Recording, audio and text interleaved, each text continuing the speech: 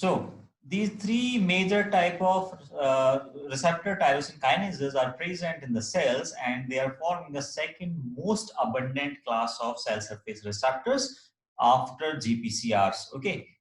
Then we have discussed there is a possibility that these receptor tyrosine kinases do not have a catalytic domain in the cytosol. Therefore, there are some enzymes or proteins which are interacting in the C-terminal domain, CTD, and they are helping in the phosphorylation of tyrosine residues so that they can be activated. Okay, so the majority of these type of signaling you can see in case of some cytokine signaling, for example, interleukin 2, erythropoietin hormone, and these are related to these receptor tyrosine kinases only.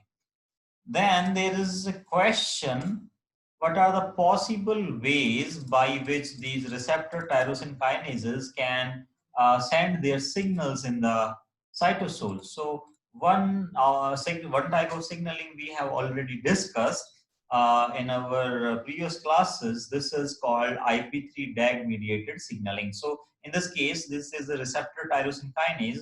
There is a phosphorylation of tyrosine residues both in the catalytic domain, which increases the catalytic function of this particular domain, and outside the catalytic domain in this blue color stretch. So it is creating the binding site for some of the downstream effector molecules or proteins, for example, PLC gamma, or some other polypeptide proteins which are having a journal SH2 domain, SRC homology 2 domain. So this is able to specifically bind to this phosphotyrosine residue. Now, before starting our today's class, I would like to show you something which I got from the Leninger. Okay, so there are 6 basic features of signal transduction, and one major thing which I want to discuss is the specificity.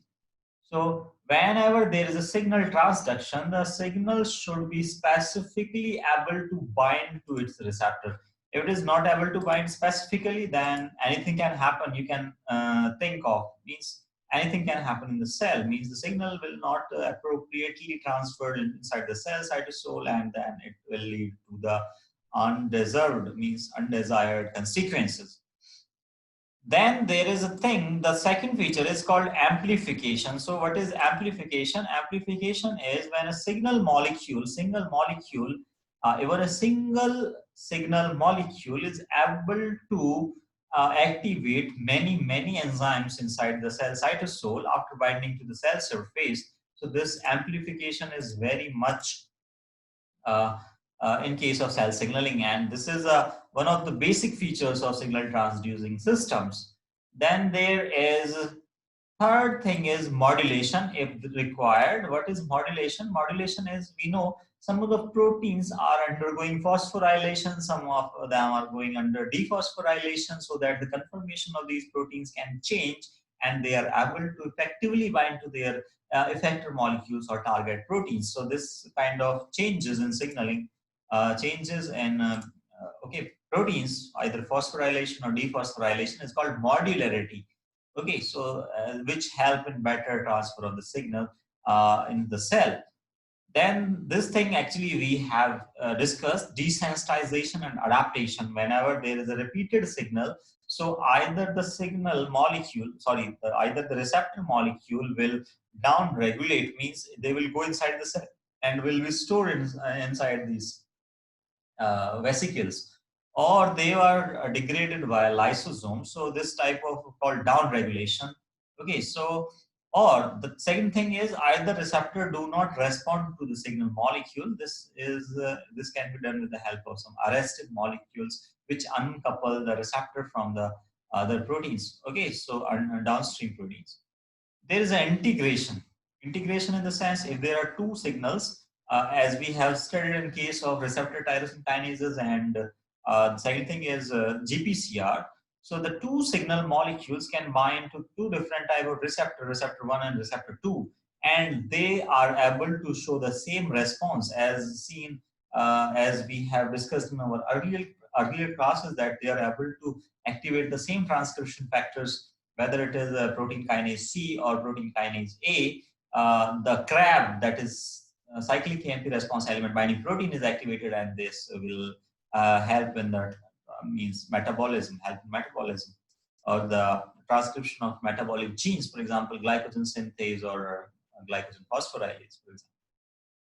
Then this last thing is localized response. Suppose there is a signal, and if the signal molecule is converted into some message, that is a secondary messenger, either cyclic GMP, for example, and this is destroyed by some of the, so this is called message remover. So some enzyme, for example, phosphatase, which will, phosphodiesterase, for example, which will remove the cyclic GMP inside the cell. So it will not allow the signal to affect the different distant organelles or subcellular locations. So the signal in this way, it will be localized at a specific location in a specific time period. So this will also help the cell to effective signaling within a certain region in the cell. Okay, for example, in a given organelle or in some portion of the cytosol.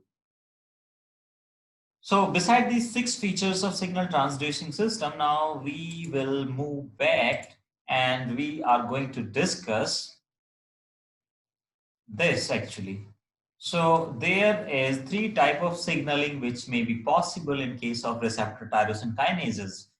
So this we have discussed IP3-DAG pathway. So this is also given here actually. I tell you actually at the time, the PLC beta, that is phospholipase C beta, is activated in response to GPCR, and phospholipase gamma is activated in response to protein tyrosine kinases activation, because this PLC gamma is having an SH2 domain, whereas PLC beta do not have this particular domain. So because it is having SH2 domain, or the other protein which is having this particular domain are able to interact with this phosphotyrosine residue over this receptor, so that they can be phosphorylated further. See, this is a phosphorylation. Okay, so this is a tyrosine kinase, so the tyrosine residue in this particular PLC gamma protein will be phosphorylated, and thus this PLC gamma will be activated, which is responsible for, you know that phospholipase C is cleaving a bond from the alcohol moiety. That means this diacyl glycerol will remain after addition of one water molecule. This OH will come here, and IP3, which is a small molecule, polar molecule, will be released in the cytosol. Then it will go to the endoplasmic reticulum, release calcium ions via some IP3 controlled gates of calcium ions, and then this calcium will do different type of functions. Either this calcium ions which are released after binding to the endoplasmic reticulum, or the diacylglycerol is able to activate one enzyme that is called protein kinase C in the cytosol. So that's how it will control the cell signaling. Or calcium ions directly activate some protein, for example, calmodulin, and in response in downstream effector molecules, for example, CAM kinase. So then they will do lots of phosphorylations and activate downstream molecules. You should also remember these these ryanodine receptors, which are present in ER membrane, so through which these calcium ions will come in the cytosol.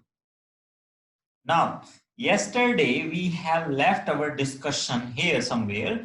This PI-3 kinase AKT, what is the AKT? AKT is, I'm again telling you, this AKT is actually protein kinase B. So this can also written as protein kinase B. So if you write here protein kinase B, so it is not wrong. So this is protein kinase B, and it is having the similar function as we have studied about protein kinase A and C.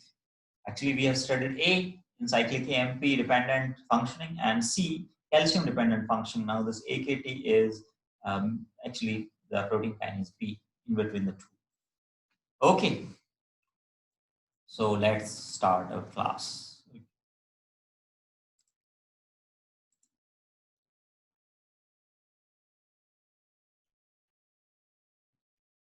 Okay, okay. Ankita, actually, you missed the yesterday's lecture. I understand, and that's why I gave a brief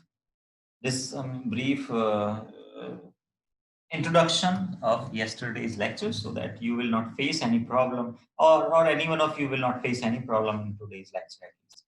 Okay, so now what is happening actually? This PI3 kinase, because this is a kinase, so the kinase normal function is to introduce gamma phosphate from ATP into this particular PIP2. This we have already discussed. So at the third position, it is going to introduce a phosphate, so therefore it is called PI3 kinase. Phosphatidylinositol 3 kinase actually. So now it will convert. Okay, so it is given here that this phosphorylation of PIP to yield a second messenger or secondary messenger, whatever you say, that is called PIP3. That is phosphatidylinositol 3,4,5 triphosphate. Okay.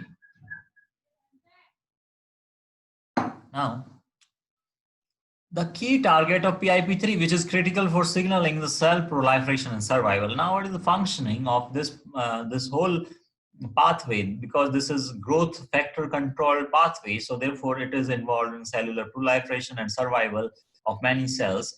And this is protein serine threonine kinase, that is called AKT, or protein kinase B. So it is also a serine threonine kinase. I also told you. So once this PIP3 bind to the domain of AKT, known as this PHD domain.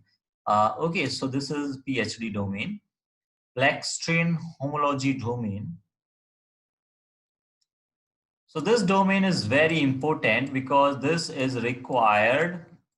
Okay, so this is actually not writing. What is this PHD domain? So now this particular domain is required by this protein kinase B, that is AKT actually. This is protein kinase B. And this protein kinase B is most importantly is either a serine kinase or a threonine kinase. We have discussed many other kinases, but most of them are either serine or threonine kinases. Okay, now see. Sorry.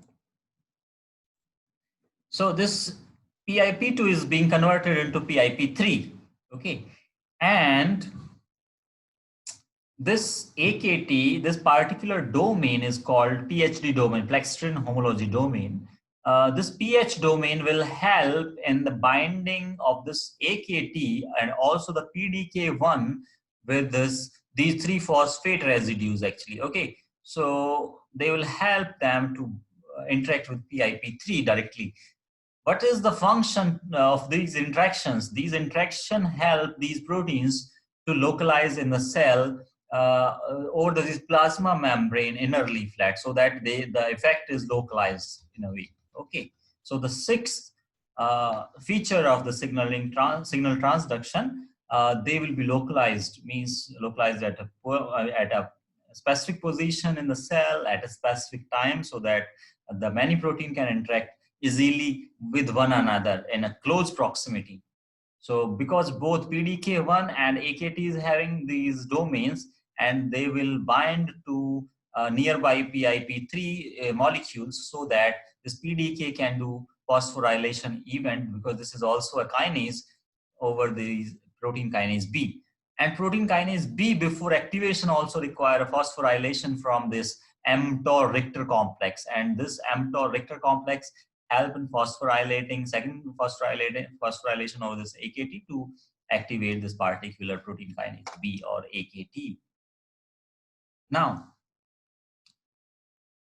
so this domain is important. Now, this interaction recruits AKT to the inner phase of the plasma membrane, where it is phosphorylated or activated by another protein kinase that is called PDK1, and also contain this particular PHD domain that will help in the binding with the PIP3 molecule, nearby molecule. Okay, so formation of PIP3. So you should not be confused that these PIP2 many PIP2 will be converted into PIP3 nearby by these PI3 kinase enzymes, and they will bind with the separate PIP3 molecules, not over the single one. Okay, so it is someone is here, someone is here. So nearby molecules of PIP3 will help in localizing either this AKT or protein kinase B and also the PDK1 separately.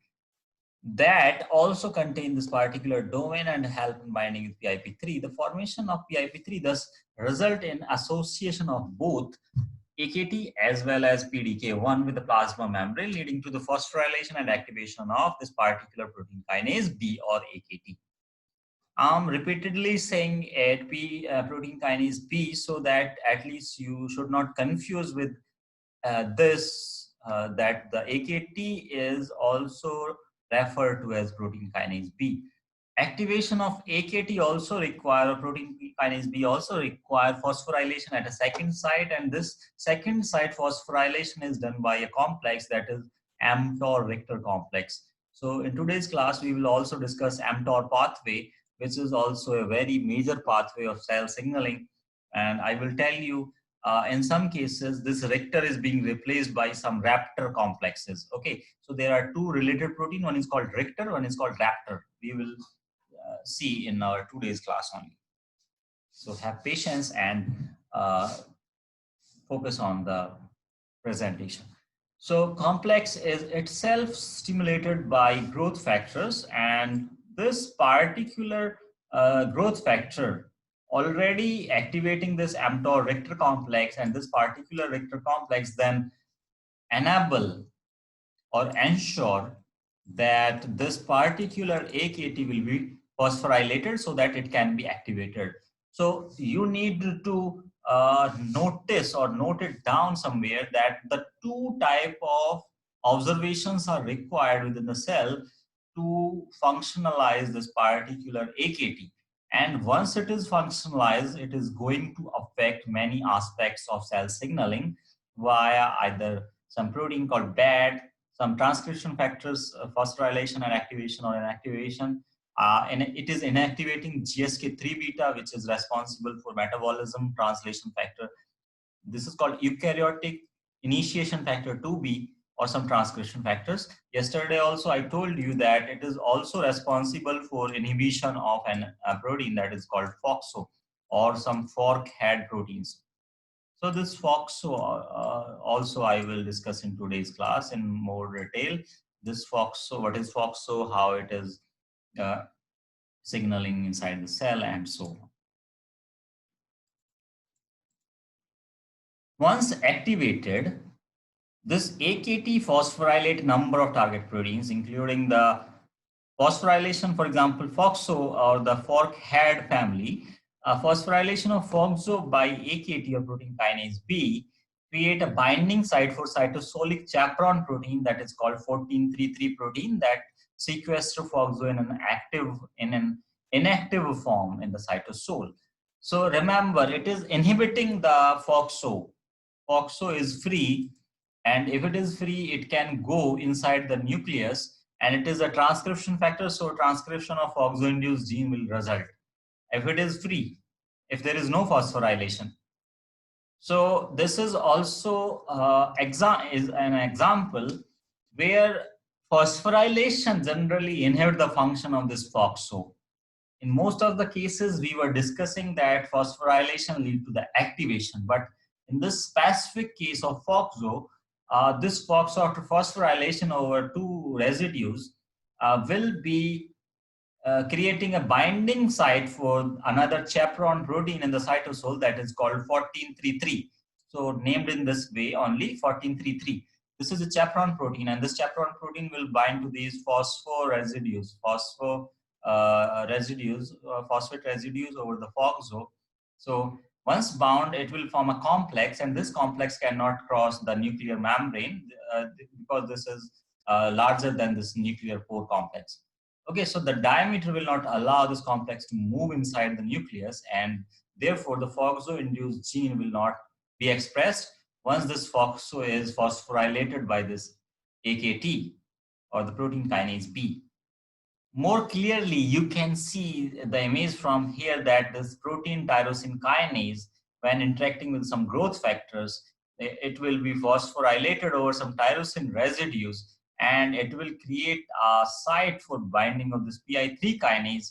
This PI3 kinase will convert some of the PIP2 molecule into PIP3 and will thus activate with the help of PDK1 and the mTOR Richter complex this AKT or protein kinase B from our previous, as shown in our previous diagram. Finally, after activation, this AKT will be activated. After activation, it will phosphorylate the FOXO. FOXO will interact some chaperone protein and will not be able to move to the nucleus. Thus, will be suppressed. Means the genes which are under the control of FOXO cannot be expressed. Hope you got an idea how this all these things are correlated. Means they are somehow related to each other. Now,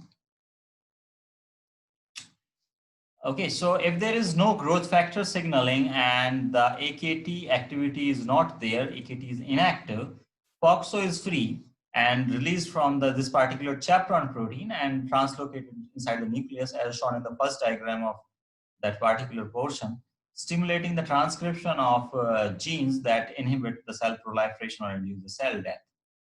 Okay. Now, the second target of this particular protein kinase B or AKT is GSK3 beta.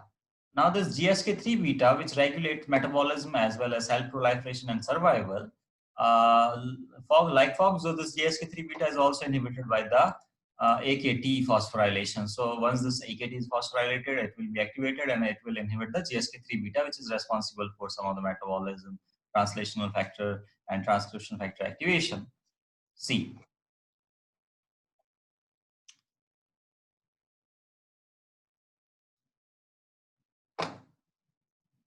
So the targets are either either initiation factors, that is eukaryotic initiation factor 2 beta, which are required for the initiation of translation when the proteins are being synthesized. So suppose if this particular transcription factor is not activated, so what will happen? It will globally downregulate the translational initiation. So proteins will not be synthesized inside the cell and cell will not either survive or will not divide. Okay, so this eukaryotic initiation factor 2 beta is required for the translation to happen, or at least initiation. So this initiation factor, if this is suppressed or it will not activated, so it is under the control of this particular GSK3 beta directly. So GSK3 beta provide a link between the growth factor signaling and control of cellular protein synthesis. Okay, so this GSK3 beta, so some signal will come and bind over this cell surface. So this growth factor will come and bind to the cell surface, and the receptor tyrosine kinase will activate this PI3 kinase. PI3 kinase will convert PIP2 into PIP3. PIP3 will bind with AKT with the help of PHD domain, and the two enzymes, either PDK1 and Richter mTOR complex, will activate AKT. AKT will inhibit the GSK3 beta.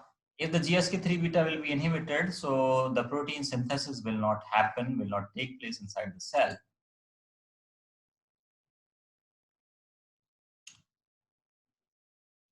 Now,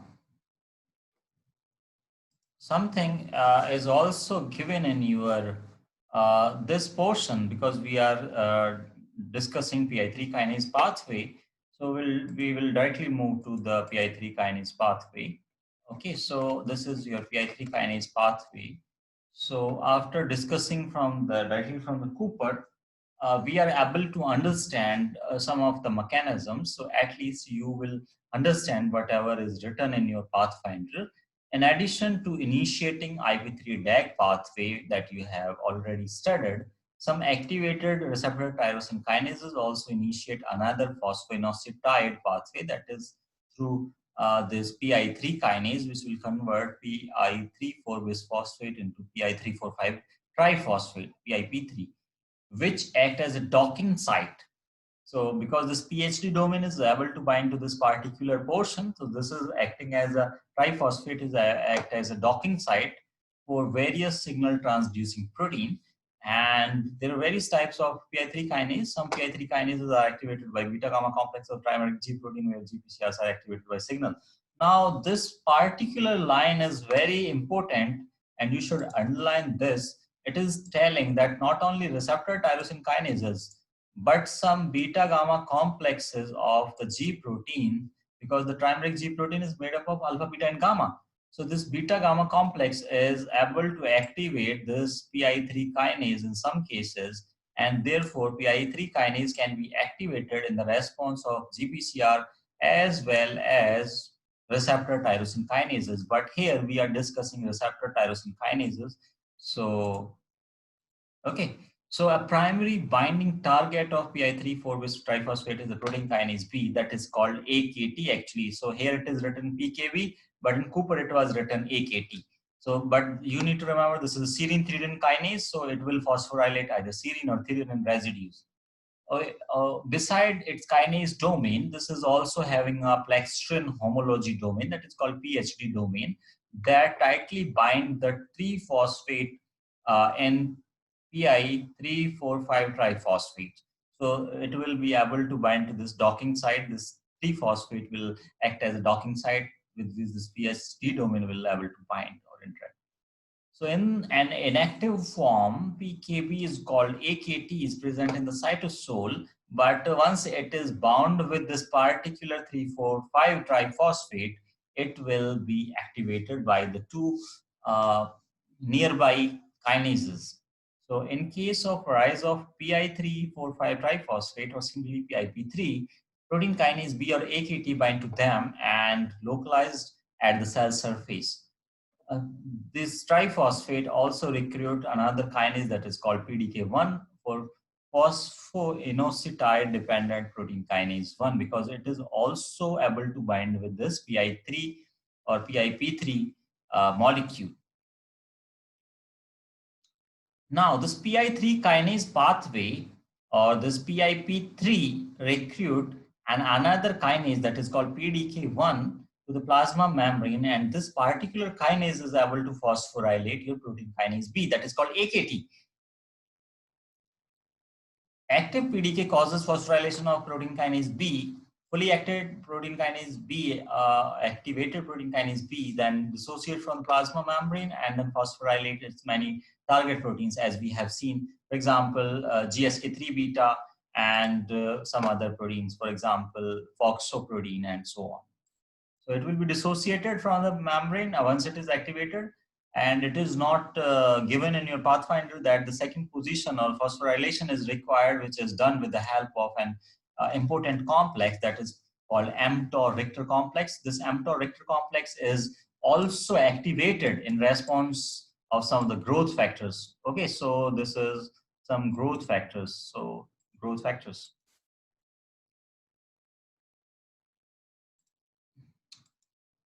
Now, so it is simply shown here that once this is phosphorylated, it will activate PI3 kinase. Synthesis of this happen. PDK will able to bind with this docking sites. Also, the PKB or the AKT will able to bind to the docking site, and then binding of protein kinase B to the inositol lipid alters the conformation, so that the protein can phosphorylate and activated by the protein PDK1, that is phosphoinositide dependent protein kinase 1. Now, very important, how this insulin signaling pathway, because at the start of class, actually, I told you that this is done via receptor tyrosine kinase. So insulin signaling is dependent upon this particular pathway of signaling. So this cell signaling, it consists of, as I showed you, they are made up of two chains in which one is alpha, one is beta, C again. So this is insulin receptor. Here your insulin is going to bind with this particular receptor, extracellular, means outside of the cell, and this alpha subunit is interacting with some beta subunits via some 3 disulfide bridges, And this protein tyrosine kinase will be activated in the response via cross-phosphorylation or autophosphorylation events. Now, so the two transmembrane beta subunits, obviously this alpha subunit is outside the cell and beta subunits are forming some alpha helices which are having some hydrophobic amino acids and traversing your plasma membrane. So rightly said here, the two alpha subunits are linked by disulfide bonds. There is a, so you can write here three disulfide bonds actually. So there is a single disulfide bond between the alpha and beta subunits also. So total three disulfide bonds are helping them to interact with one another, one between alpha and beta, and the one actually disulfide bond is helping two alpha subunits to interact with one another. Okay, so if you remember this structure, now we are coming to the binding of insulin. So insulin as a signal will come and bind to the alpha subunits because the alpha subunits are outside the cell. Okay, so sorry,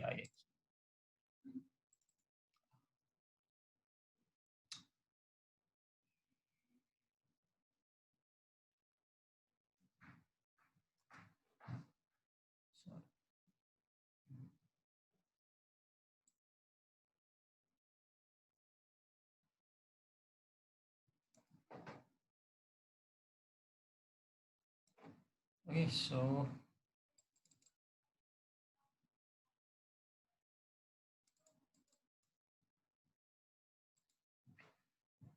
here. So once the insulin will come and bind to the alpha subunits, so insulin will come and bind to these alpha subunits, which are forming a dimer. So suppose this is your insulin and this insulin hormone come and bind to this particular receptor or these alpha subunits. Okay. Then triggers a conformational change that allow the autophosphorylation of the tyrosine residues in the CTD or the carboxyl terminal domain of the beta subunits. It is important to note here that alpha subunit will bind with the insulin and it will lead to some conformational changes in the beta subunits so that the C-terminal domain or this radicular portions which are receptor tyrosine kinase functional domains, so they will be activated and some of the phosphorylations will happen in these domains and outside the domains actually. So that they will create some docking sites for SH2 domains or SH2 domain containing proteins. So it is written here then. So the phosphorylated insulin receptors then next phosphorylate and another protein that is called insulin receptor substrate. This insulin receptor substrate is having, okay, so phosphorylated insulin receptor substrate binds to SH2 domains of a variety of proteins that are directly involved in mediating different effects of the insulin. So it will directly bind to some of the SS2 domain containing proteins, which are present in number of proteins actually. So the phosphorylated insulin receptor substrate molecule acts as docking site for an enzyme that we will discuss, that we were discussed actually. So PI-3 kinase, which will convert PIP2 into PIP3. This PI-3 kinase then phosphorylate this PIP2, leading to the formation of PIP3. We have already discussed.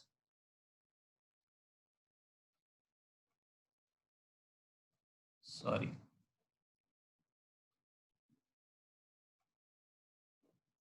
Why it is missed?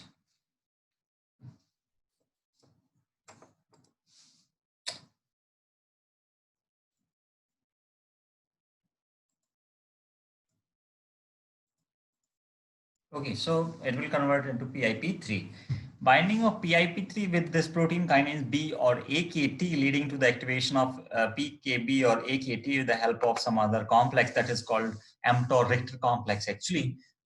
It was not known previously, but recently it is known that this particular complex is also required for full activation of this AKT or protein kinase B in your cells.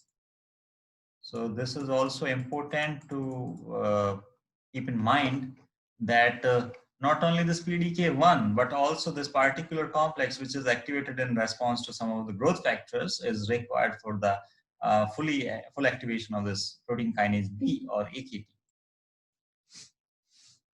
The activated protein kinase B phosphorylate glycogen synthase kinase 3, that is our GSK3. Okay, so this glycogen synthase kinase, so this particular kinase will phosphorylate your glycogen synthase, and you know from the previous discussion that it will lead to the inactivation of glycogen synthase, because glycogen synthase will be inactivated after phosphorylation. So this is your glycogen synthase. Once it is phosphorylated, it will be inactivated. Some of the kinases, for example, protein kinase A can also phosphorylate the glycogen synthase, but it will be inactivated after phosphorylation. Whereas some other kinases, for example, phosphorylase kinase and glycogen phosphorylase will be activated after phosphorylation. So this GSK3 will inactivate this glycogen synthase so that glycogen will not be formed, and thus the glycogen will be broken down into the glucose. Okay. Inactivation of GSK3 makes the glycogen synthase active. Therefore, it is important to inactivate this GSK3 actually, so that, so see here, now you are able to understand why we need to inactivate GSK3 beta actually. So this GSK3 beta should be inactivated by this particular AKT, because either if it is not inactivated, it will phosphorylate glycogen synthase. And what is the function of insulin? Insulin is a hormone that is regulating your blood glucose level. So it will remove all the extra glucose from the blood and convert it into the glycogen. But suppose if the GSK3 will phosphorylate glycogen synthase will not work, and thus the glucose cannot be converted into a glycogen. Therefore, it should be inhibited. So if the inactivation of GSK3 makes the glycogen synthase active, which accelerates the synthesis of glycogen from the glucose. So once you eat your food, the glucose concentration will increase in your blood, insulin will be released, and this will convert this glucose into the glycogen by inhibiting the GSK3 beta. Now you are able to understand how all this is happening inside your cells. So it is happening via this particular signaling in which protein kinase B, that is the AKT, is able to inhibit GSK3 beta so that your glycogen synthase cannot be inhibited or inactivated, and it will continuously convert your glucose into the glycogen. Any doubts?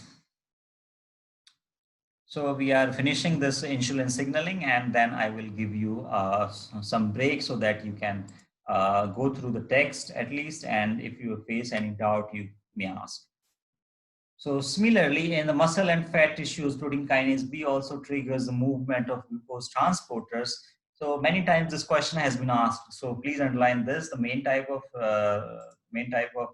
transporter which is responsible for the transport of this particular glucose across the cells is GLUT4 actually. So has been asked many times in many different examinations, from internal vesicles to the plasma membrane, and thus will help glucose to go inside the cells so that it can be stored in the form of glycogen, stimulating the glucose uptake from the blood actually. Now see this. This is insulin receptor substrate 1, which will be phosphorylated first, phosphorylated by the insulin receptor, which is a receptor tyrosine kinase, and thus it will form a docking site for PI-3 kinase. So PI-3 kinase is having some SS2 domain by binding to its SS2 domain. So it will bind with IRS1, and IRS will help activation of PI-3 kinase. So this PI-3 kinase will convert PIP2 into PIP3. Once this PIP3 will be formed, so this binding of PIP3 will happen with this AKT or protein kinase B, leading to the activation of PKB, protein kinase B. Activated protein kinase B phosphorylate this particular GSK3, that is actually your protein kinase B regulated or phosphorylated glycogen synthase kinase GSK3 on the serine residues. And after it is phosphorylated over serine residues, it will be inactivated. Protein kinase B also stimulate the movement of these GLUT4 transporters so that the glucose can be uptaken from the blood. And Okay, so the concentration of blood glucose will decrease thus. GSK3 inactivated by the phosphorylation cannot convert the glycogen synthase into its inactive forms by phosphorylating it. Therefore, it will work continuously and synthesis of glycogen will happen from the glucose and it will be accelerated, means at a fast pace. After this particular signaling, other signal transduction protein interact with this IRS or insulin receptor substrate. These are including GRB2, which is an adapter protein that contain an SS3 domain. Now there is another problem. Till here, we are discussing SS2 domain, PHD domain. Now one more domain is adding here. So this is called SS3 domain, which is SRC homology third domain actually. So it is present in some other proteins. For example, this protein GRB2. We will discuss GRB2. Okay, so we are coming to GRB2. Also, there is some protein that is called SOS, elicit activation of monomeric G protein. So this SOS will help in activation of monomeric G proteins, and this monomeric G protein is actually RAS protein. And RAS is activating some of the other signaling pathway that is called MAP kinase pathway, the third pathway which we are going to discuss, leading to some mitogenic response. So insulin receptor bind to the insulin and undergoes autophosphorylation or this cross-phosphorylation. Insulin receptor phosphorylate insulin receptor 1 over its tyrosine residue. SS2 domain have GRB2 to bind to the phosphorylated by phosphorylated tyrosine of IRS1. SOS bind to the GRB2, then this RAS protein, which is a monomeric G protein. So, see, actually the receptor tyrosine kinase is starting the signaling, but somewhere the G protein is coming in picture. So this is called RAS. And this RAS is causing activation of this particular RAS. Activated RAS will activate the RAF, and this RAF phosphorylate and another protein called MAC phosphorylate ERK, and then ERK move into the nucleus, phosphorylate the nuclear transcription factor, for example, ELK1. And after phosphorylating ELK1, it will activate them and they will control some of the targeted genes which are under their control. Now we are discussing what are these RAS, RAF, MAC. Okay, so I will give you brief description about these proteins and then I will tell you details about, okay, so about these proteins. So this is not the diagram, actually this is mTOR pathway. So see here, so this is insulin receptor. For example, this is receptor tyrosine kinase. This growth factor is insulin. This will bind to this receptor tyrosine kinase, and then actually this is not the exact receptor for insulin. I'm only telling you this type of receptor because we know insulin receptor is made up of alpha and beta subunits. So this is not the proper structure of insulin receptor. But suppose this is insulin receptor and it will binding here. So what will happen? It will activating some of the monomeric G proteins, which is called RAS. As you have seen in trimeric G protein, there are three subunits. One is called alpha, beta, gamma. So RAS is very similar to alpha subunit of trimeric G protein. So it will be activated when it is bound with GTP. And it will create a docking site for binding of RAS, RAF, MAC, and ERK. So these proteins were discussed in the text in the Pathfinder actually. So RAS will activate RAF, RAF will act as a kinase, so it will phosphorylate your MAC.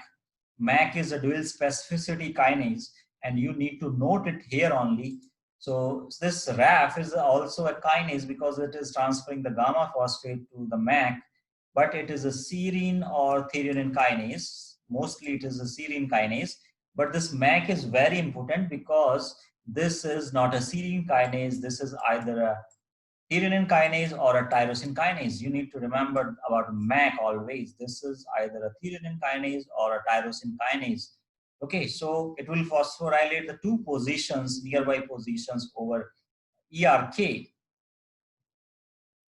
So we will discuss this pathway, and this is actually called MAP kinase pathway because this ERK is also called as MAP kinase.